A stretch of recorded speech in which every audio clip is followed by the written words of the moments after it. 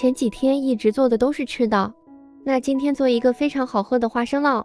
因为我家今年的新花生下来了，去年的花生还没有吃完，这是去年我家种的花生。准备120克倒入开水，给它浸泡1会。60克糯米倒上凉水，给它浸泡半小时，大概泡个7、8分钟左右。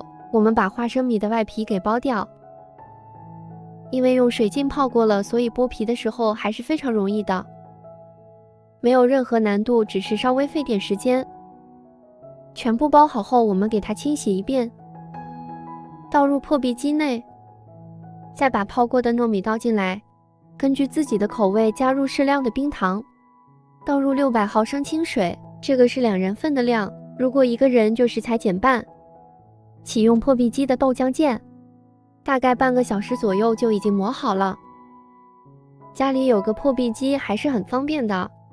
打好后倒入碗内，如果家里有桂花可以撒点桂花，没有的话直接喝也可以。